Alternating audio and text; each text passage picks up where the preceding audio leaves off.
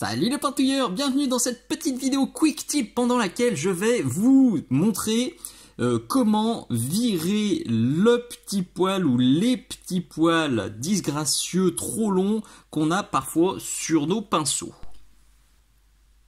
Je pense qu'on a tous été confrontés à ce petit souci, au moins une fois dans notre vie de peintre. Vous voyez là, la pointe de ce pinceau, elle est excellente, elle est très belle. Et pourtant, on voit au bout un tout petit machin qui dépasse un tout petit peu. Il y a même pas un dixième de millimètre en trop.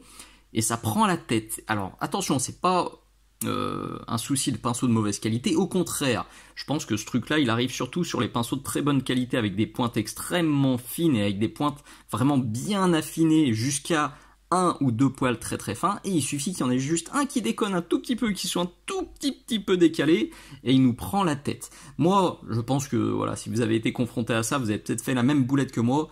Quand j'ai eu ça au tout début, quand je débutais, je me suis pas pris la tête, j'ai pris un cutter, j'ai coupé. Il faut jamais faire ça parce que si on fait ça, c'est sûr à 99% que on va couper celui qui dépasse et les petits copains qui sont en dessous, et du coup la pointe du pinceau qui était top, ultra fine, ultra affinée à l'extrémité, elle est morte parce qu'on se retrouve avec une pointe qui est plate. Surtout ne coupez pas, je vais vous expliquer comment faire pour sauver un pinceau quand vous avez ce genre de petits poils qui dépassent.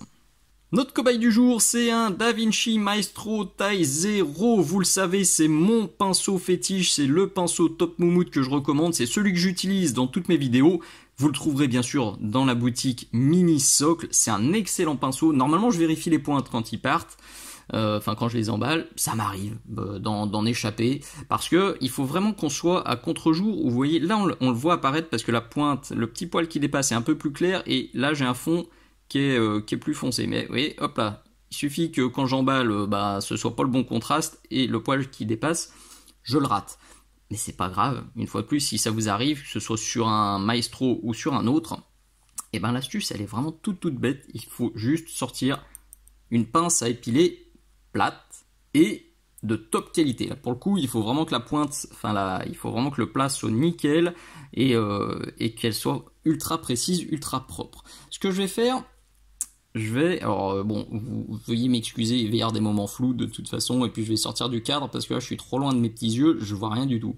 Donc, en faisant ça, là, tout délicatement, je vais venir, entre guillemets, éclater la pointe, avec des gros guillemets. Le but du jeu, c'est juste de séparer un petit peu les poils de la pointe pour réussir à mettre de côté celui qui déconne. Une fois que je l'aurai isolé, alors je vous montre sur celui-ci, c'est pas lui qui déconne, mais je vous montre. Une fois que je l'ai isolé, vous allez voir, je ferai juste comme ça, je passe derrière et hop, je le descends comme ça, et je vais le courber, je vais le plier jusqu'à la base. Donc je chope le rebelle et je reviens. On va pas se mentir, des fois ça peut être assez fastidieux. Là il était vraiment microscopique, c'est un poil ultra fin, vous le voyez dépasser sur le côté là. Donc j'ai un peu galéré, je suis allé chercher une meilleure pince à épiler. J'avoue que j'ai un petit peu fait le feignassou, ça c'est la pince qui me sert à fixer les flocages. Et vous voyez, il y a une toute petite crotte de superglue là qu'on voit. Et ça suffisait pour que la pince ne se ferme pas bien et je galérais. Bon, celle-ci, piocher dans la salle de bain, ça va mieux.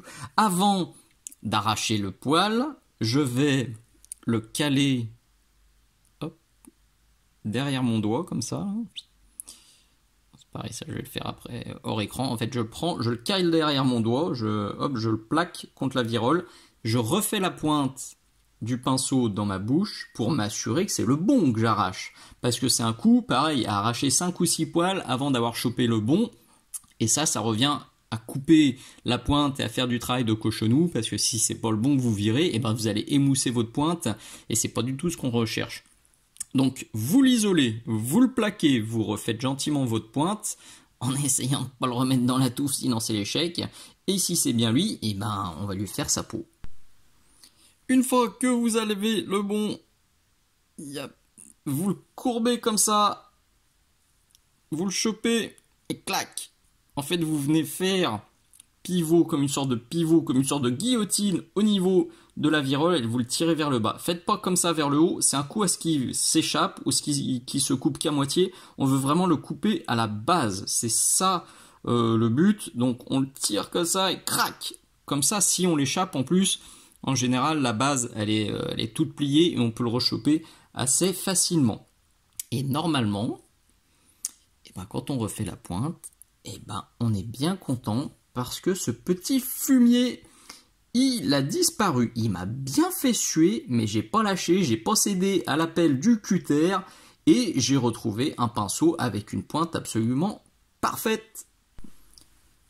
Voilà, c'était un petit tuto ultra rapide. Si ça te sert, si c'est utile, eh ben pense à liker s'il te plaît, pense à mettre un petit commentaire sympa, pense surtout à partager ce tuto et puis ma chaîne à toute ta communauté, à tous tes copains pintouilleurs. Si tu veux me soutenir, eh bien, tu peux venir sur la boutique Minisoc. Tu as aussi le Patreon Minisoc sur lequel je partage des dizaines et des dizaines, voire des centaines bientôt de vidéos qui sont totalement inédites. Tout est noté dans la description. Moi je te dis à très bientôt, ciao ciao.